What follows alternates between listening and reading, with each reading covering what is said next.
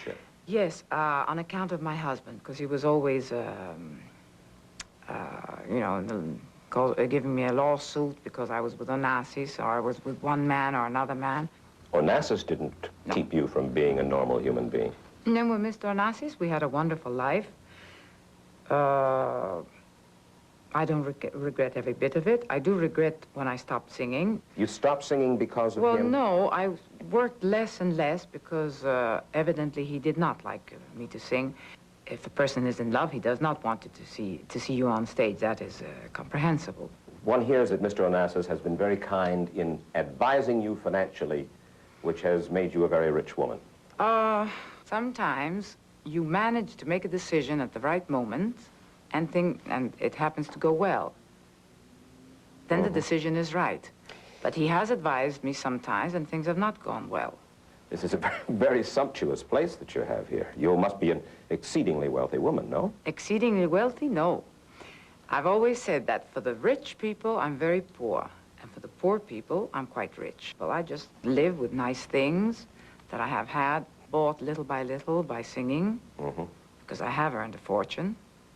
Little fortune, not that much, because we singers don't earn the money that Frank Sinatra or people like that earn. We earn much less. Let's come back to Onassis. He is still a friend. Of course. And Mrs. Onassis? I have not met her yet. Why? Oh, I wouldn't know. You would like to? I wouldn't mind, but at this stage of game, I don't know. Why don't you ask her? Certainly this must be a subject of some discussion between you and Mr. Onassis. You must say to him... Not. You never say, Ari, tell me, Jackie refuses to meet me. Why? She refuses. Any regrets about the Onassis? No regrets. What he does is his own privilege. But when he left, did you feel that you had given... He didn't go.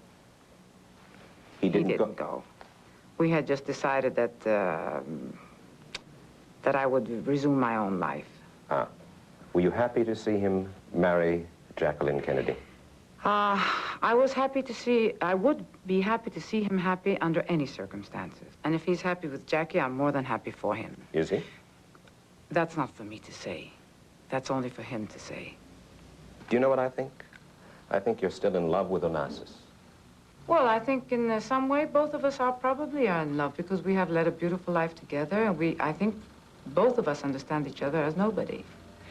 But at a certain stage, love becomes different. If Ari Onassis said, Maria, come on, just the two of us, in the declining years. I don't know. I haven't even thought of that. You see, if I was brought to a stage that I left him, that meant that the deep core of the thing, I really didn't love him anymore. Wait just a second. You had a husband. And I had a lover. And you had a lover. And that's that. You've had your husband, you've had your lover. There are not very many men that can be near me. Why? It's a sort of it could be a handicap to be famous. You mean you're a man-eater? No. Okay. No. But near you, very many interested people can be there. And I have a very active mind, and I might frighten real men away, too. You discarded a husband. You no longer have your lover.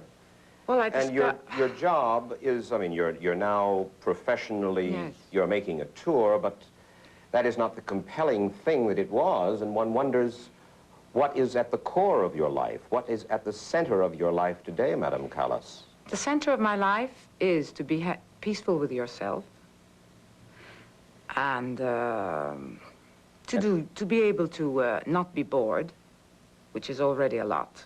But one senses that you are searching for something. No, I don't search anymore. I'm at peace with myself, and I accept myself as I am, with my limits, with my advantages.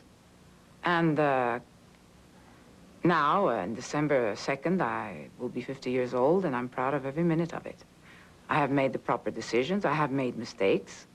I've held a poker face when things go sour, which is something that everybody should. You have held a poker face? Yes. When has Maria Callas held a poker face? Oh, many a times.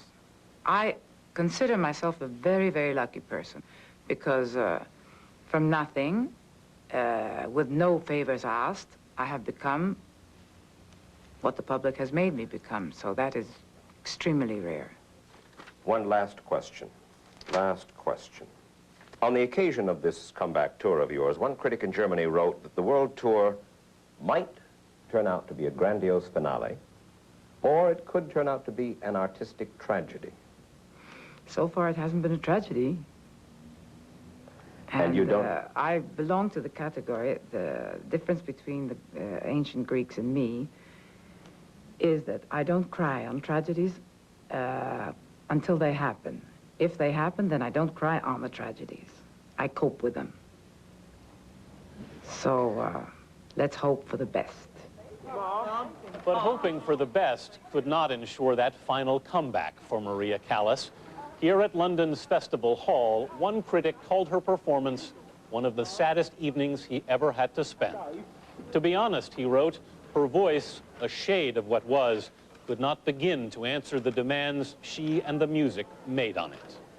Alone, she went back to that apartment in Paris and spent her days listening to her old recordings.